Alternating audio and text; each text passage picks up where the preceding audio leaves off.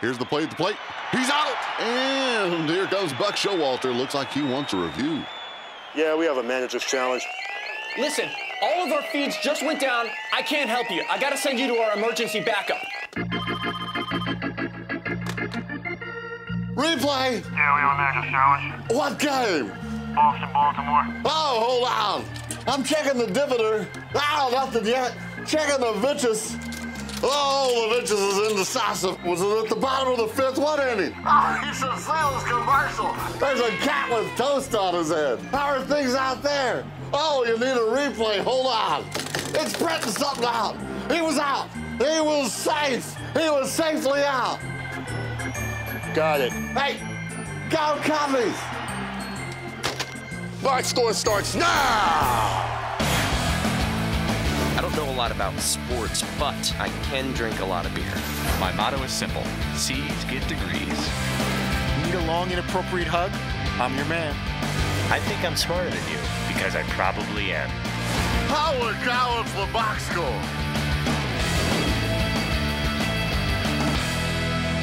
Looks like replay's in good hands. Welcome to the box score. I'm Brock here in Los Angeles. The Danettes are joining us from Milford, Connecticut. Paulie's still in Dallas. Does anybody miss him yet? I missed him early on because he does a lot of things for the show, and that means that much more work for us and things to figure out to make sure Dan is comfortable and at ease with how things are going to go. I didn't miss, which I'm sure we'll get to at some point in this fine program, some of the communication that went back and forth that was uncalled for. I think you have to define miss, actually. But. Okay. I didn't miss him at all. I'm all for any Danette taking a day off because that means I can take a day off in the future and say, hey, remember when Paulie took that day off? That's true. Well, Seton, let me go to you. What are some of the main duties of Paulie's job on TV and radio? Well, Paulie really sort of determines the content and direction of the show in a way.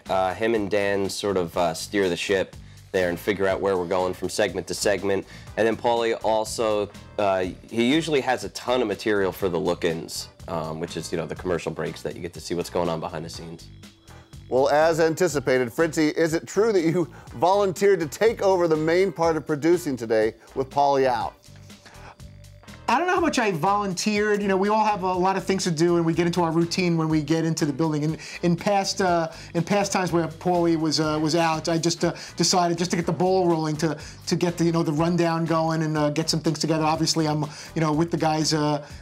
Coming up with guest ideas, and we're trying to get some guests. But that was basically the only thing I did out of the ordinary was just putting the rundown together. And there was already a template for that, so I don't know how much actual producing I did. And the guys have said on a number of occasions they'd help me with that. So I send it to them before I send it out to everybody, which I didn't even do. I wasn't looking for any special credit. I just didn't want to wait till the last minute and find out that each one of us thought the other was putting the rundown together, and then Dan flips out when we don't have anything ready at 8 o'clock. So.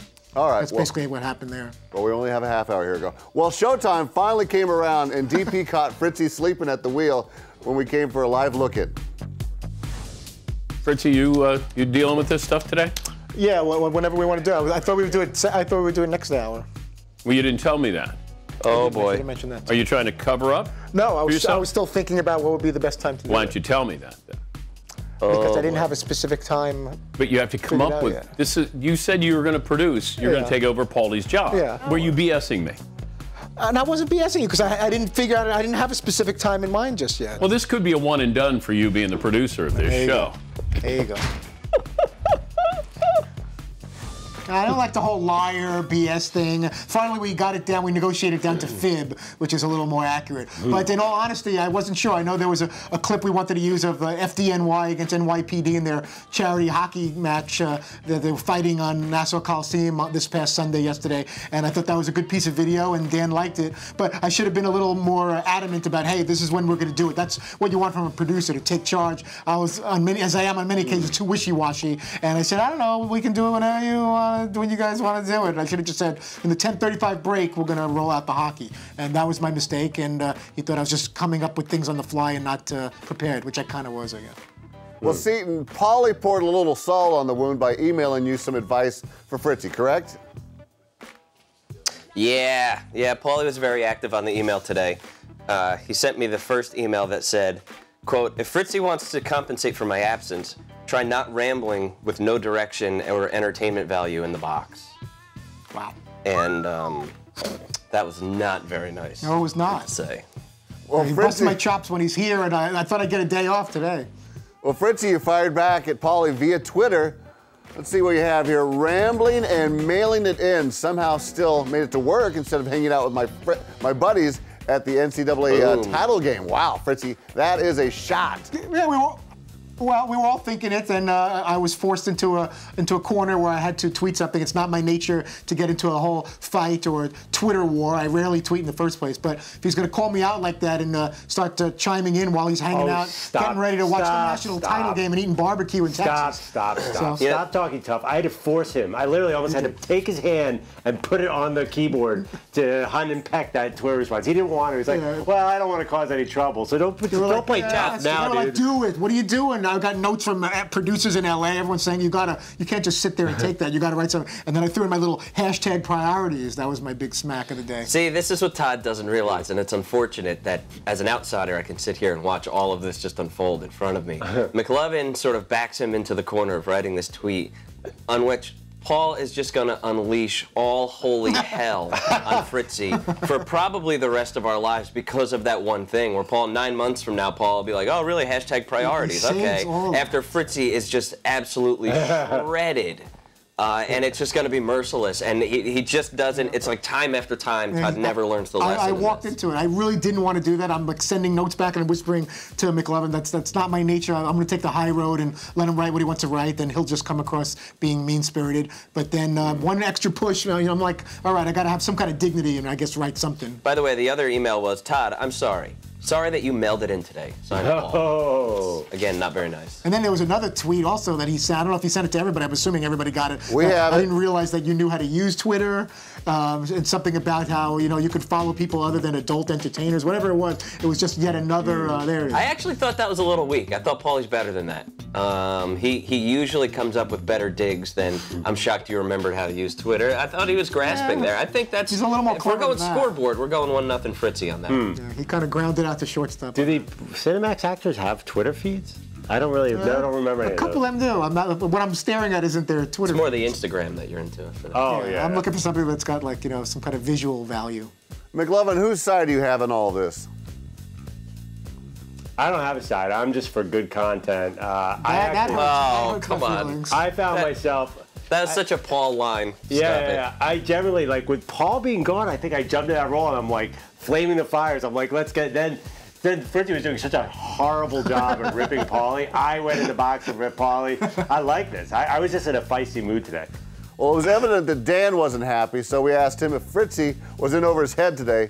Let's see what he said in this edition of Boss's Thoughts. Well, I give him credit. He raised his hand, said he wanted to produce with Paulie not here, man down. And he jumped right up and said, I'll be the producer. And I said, oh, okay. And I don't think he realized all the things that Paulie does.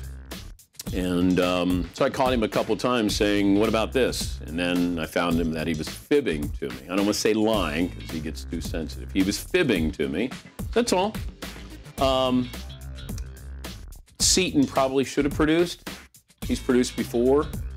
Fritzy wants to. His business card says, I think he's senior producer, executive producer, coordinating producer, reproducer. I don't know what he is. But I think he learned a lesson today. We missed Paul.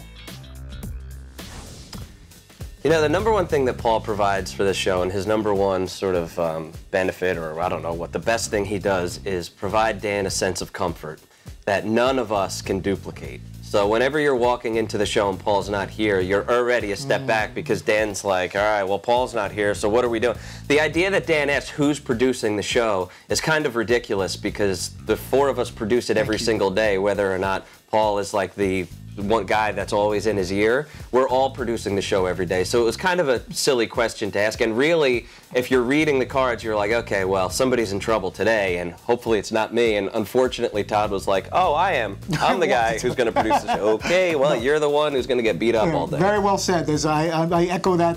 It's a no-win situation. He's already, waiting for someone to mess up or something not to go just right. And I definitely lost a couple hours sleep that I normally don't sleep well to begin with. But knowing what was waiting this this morning with Paul not there, who's his comfort and in his ear and right there in the front. There was nothing we could really do to keep him from feeling like having his antenna up that something was going to get screwed up or not be just right today anyway. So.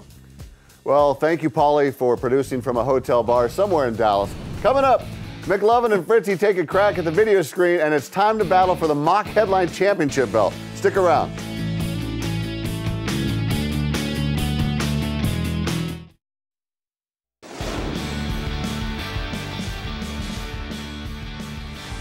Welcome back to the Box Score. Guys, as dedicated viewers have come to know, another one of Paulie's daily jobs is to run things on the video screen. Seton, has this become a staple of the show? Yeah, it has, I guess. It is sort of one of those things that we go to regularly on the look-in, and I don't really know how that came about or if that's even really what we want necessarily, but it's certainly the norm for now. All I know is I'm afraid of that video screen, and I know if I go anywhere near it, something's going to get destroyed. So I'm like, that's one of many things I was stressing out about is, do I need to use that video screen? Dan, I'm like begging Dano, can you play? I know you got other things to do, but if I need to use that, can you please press the buttons and make sure it's set up in advance? So if it gets messed up, maybe they'll blame you because I don't want any part of that thing back there. Well, your back row partner went there. McLovin, you also decided to pick up the slack for Paulie as you took over duties on the video screen during the morning meeting. Let's see how that turned out. We're trying something a little different than what Paulie usually does. So I have a scathing op-ed on monetary policy by Paul Krugman. Oligarchy? Make it think twice about inflationary policy. And I'm going to sit down. I didn't know we were just doing typical Paulie videos. I thought we were all trying our own spin on this. I think we need Paulie. It's already going downhill. Yeah, it didn't work out well. Not really. I mean, honestly, I don't know what Krugman's talking about. Yes.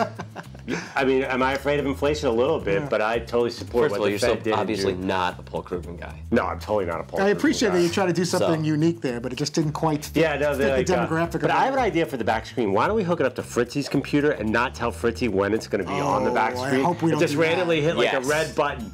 Dude, and on the rare occasions that his screen is not frozen and it's big blue screen. We'll get busted often. Dude, that would be the greatest back screen. And now for today, we're going to switch to the... So I'm looking at Jessica Alba pictures while Dan's like, so is Manziel going to Oakland, Minnesota? Yeah. You know what would be actually even more dangerous is not just Fritzy's, but everyone's. Oh yeah, like our instant because there are definitely times that people are looking up things that are not supposed to be looked up. I've seen people looking at doing their banking statements and looking at fancy hotels that they may want to go for vacation, which is right. Or what about our instant message feeds too? Like, oh my God, man, I hate Paulie, I hate Fritzy, I hate. If you had any idea what Andrew and I talk about in the middle of the show, it would be pretty. Dan would not be pleased. That's terrible. Nobody would be pleased. No. Except maybe the viewer would be pleased. It would probably be the end of the show, actually. We'd do one day of that and everyone would be fired.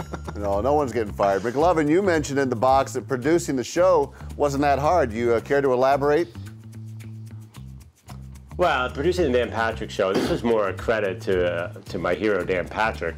I mean, come on. It's not exactly like you're producing a guy who hasn't been around the block. Dan's awesome. All you have to do is give him a thumbs up every 10 minutes, say, hey, we're on, and we're coming up against the break. Boom, you've just produced the Dan Patrick Show. Easy money. Easy money. Well, Paulie saw your box appearance and had a message for you. Seton, you care to share this one?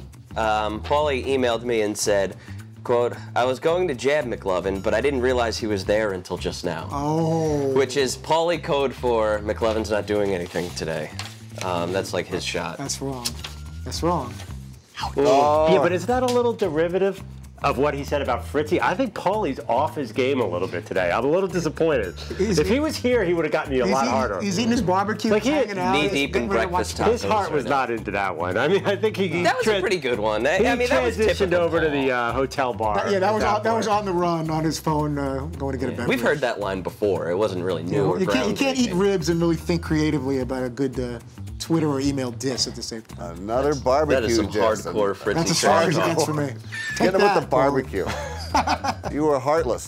The video screen is also a big part of the live look-ins, and it was Fritzy who was supposed to casually set up the video during one of the breaks. Those kinds of things, what's that? That's like a famous quote, isn't it? Andrew knows what I'm talking about. So did you see what happened Sunday at the... with me a little bit. Just work with me a little bit. The annual. You don't have to make it that abrupt. All right. There was a charity hockey game that they play every year, the NYPD and the FDNY, Nassau Coliseum in Long Island. Yeah. So you got the Braves I and heard the about Finest that. getting together, trying to raise money. It's a nice thing. The police and the fire. And what happened?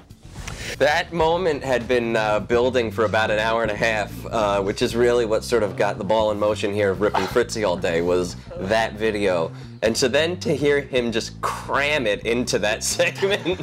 It was so the most awkward segue ever. Was so great. And he sort of flubbed the line at first. He was kind of like, so what? Did you guys hear about the... That couldn't have come across as more contrived, as if it was like totally, like my whole day was planning to just get that little segment over with, because he kept hawking me about when we're going to play this hockey video. And I just made no comfortable effort at all to get to that video. I just kind of looked like I was just reading off a teleprompter. It was a disaster.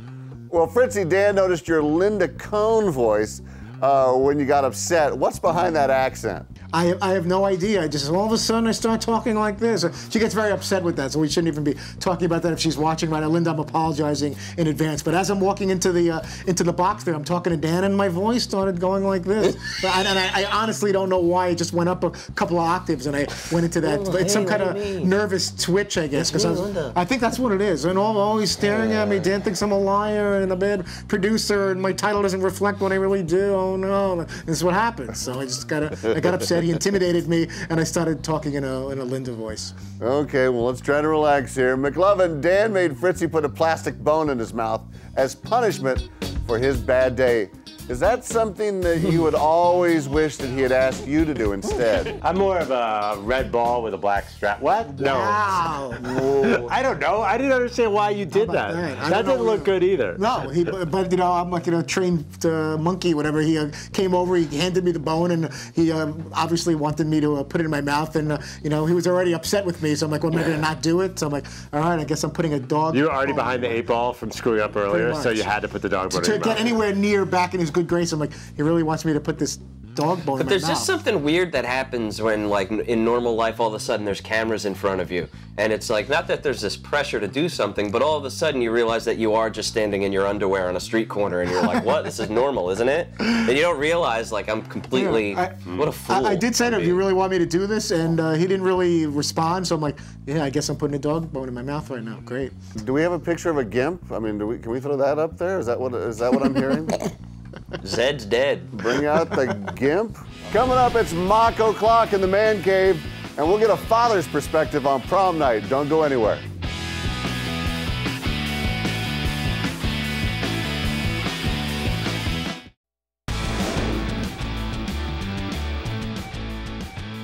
Welcome back to the Box Score. We're here with Seton, Fritzy, and the Gimp. Guys, yet another big weekend in sports, so as we like to do every Monday, time to put on your thinking caps and ball gags. Time for another edition of... Mock Headline Battle Royale! I'll give you a headline, you give me a mock headline. Before we start, let me tell you this. Mr. Paul Pabst has sent in his entries via text message, so the competition will be tough. First headline, UConn upsets Florida. Let's start with McLovin. Okay. Apparently you can't, Florida. What? Oh, did he rob yours? What happened? Wait, what just happened here? All right. Oh, this is what happens when you looking off. Let's go to Fritzy. So Fritzy, what do you have? I have Chompawamba. Where there's a Wilbekin, there's a way. Tub a thumpin'. Very nice. And Seton, your mock headline. Apparently you can't, Florida. Okay. In a similar strain, Paulie went with you can't be serious. Huskies in the title game? All right, let's get out of that one quickly to the second headline. Kentucky beats Wisconsin. Fritzy, let's start with you. Okay, I got Kentucky turns on the gas, cats cut the cheese. El Machete cutting through the comedy. Seton, you. When a team beats your team and the coach starts to scream, that's a Calipari. Oh, Que bella. I love it. Que bella. I love it. And McLovin. I love it. This is my all stolen headlines from the other guys. Where the Wildcats are, question mark. The national title game.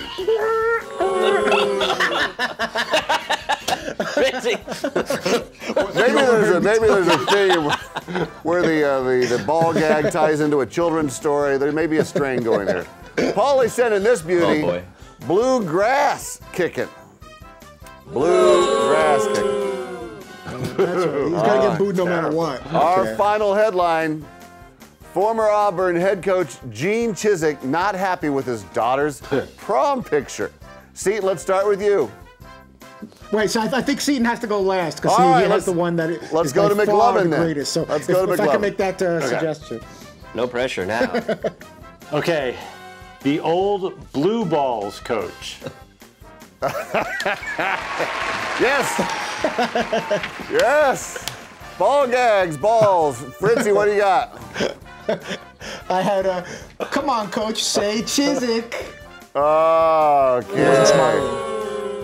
That's why Seton's gonna bring it home now. Bring it home, Seton, with the eyebrow. He's warming up the eyebrow. Score Eagle, question mark? Dad says, hell no. What?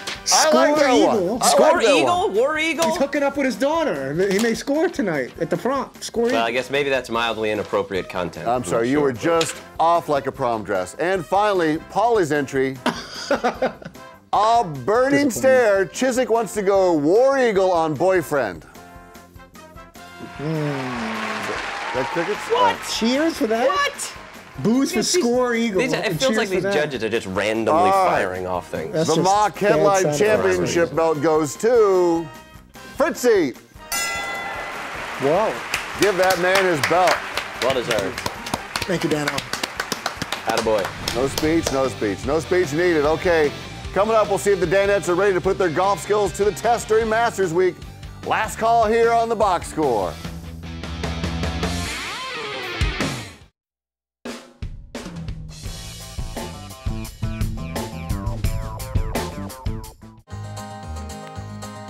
Come and watch a show about the four Danettes. Couple of guys that work hard to get. And then one day Brock came through the door. It all came together. It's called the box score.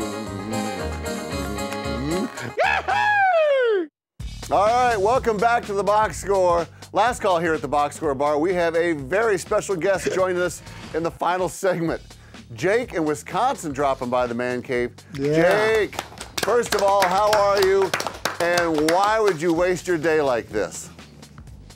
I'm doing good, Brock. I had nothing else to do today, to be honest. I was in Boston and figured, what the heck, might as well head down to Milford and say hi to the guys. Nice. Have you invited them back out to the Tommy Bartlett show at the Wisconsin Dells? Oh, and the robot spectacular as well. But no, Wisconsin Dells is a whole nother area. I'm more of a Milwaukee man, so we'd do Summerfest probably if they were going to come back out to my neck of the woods. Oh, well, Jake, let me ask you. Let me get your take on this Paulie-Fritzy feud. Whew, it's tough. You got to love Twitter muscles, you know, when a fight starts over that. But I don't know. I think Fritzy definitely got the better of the sides because, I mean, he normally isn't on Twitter in the first place. So when he is talking, if he's jabbing at people, you gotta like that because normally he's just giving you an update on who's gonna be on the show. Do you normally watch the show or listen to the show? Predominantly, I probably listen more often than watch, just because I'm always on the go doing stuff at the stadium and stuff like that. Yeah. So how is the reaction then to like the Dan on Danette crime that happens?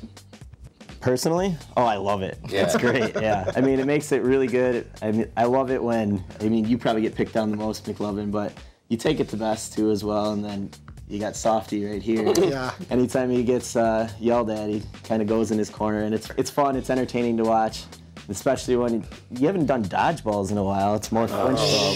Long Jake, overdue. dude, It's too late now. He threw it out there. There's still time to get some dodgeballs in, as a matter of fact. guest dodgeballer.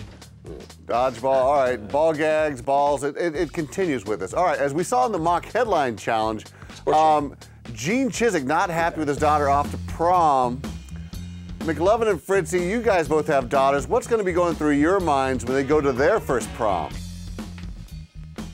Oh, I can't even think about that. Like, just the other day, at the dinner table, I heard my daughter, she thought she was whispering, but I heard her talking to my wife about like some boy that likes her, or she likes some boy in her class, and it just gave me, it really just made me nauseous and very angry and upset. So just to think about that there's going to be a time where there's going to be like boys showing up to pick her up, to take her out on a date, I'm not going to handle that well, and I'm going to try to scare them and intimidate them into, bringing her back by 8 o'clock or something. That's not going to go well. I figure my daughter will follow in the footsteps of her father. I went to the prom with my mom, so she's going to come with her dad. I won't be the guy staring in the corner. I'll be the date, hopefully. Oh, the sadness that just poured over me. Seton, you don't have to worry about that, so you're just going to be rooting your son on? Oh, yeah. Well, when I went to my prom, the only thing my dad had ever said to me, even like in remotely into this vein or area of life, was, "You treat her like a lady." And I was like, "Yeah, Dad, of course. Like, get out of here. This is so awkward." So I can imagine that I'm going to be equally as awkward with my son when that big day comes. I'm like, "Hey, bud, you know what you're doing?" By the way, see, don't take this the wrong way. If your son asked my daughter to the prom, it's not happening. Why? Yeah. I know Seton. I always had 2 rules when I went to prom. Don't get arrested and don't get anyone pregnant. That's very good. That was especially relevant for me considering I Good took rules my to live mom by to the right prom. there. Words to live by, Dude, Jake. we're going in. Words to live by. Okay, Fritzy, who's on tomorrow? Tomorrow we'll be joined by Doug Gottlieb of CBS Sports, college basketball analyst, to recap the national title game, and the lovely and talented Jennifer Garner on the new movie Draft Day, which comes out this Friday. Tune in weekdays at 3 p.m. Eastern only on Audience Channel 239 right here on DirecTV. Cheers. I don't know a lot about sports, but I can drink a lot of beer. My motto is simple: C's get degrees. Need a long, inappropriate hug? I'm your man. I think I'm smarter than you because I probably am. Hey, thanks for watching the box score. Holy cow!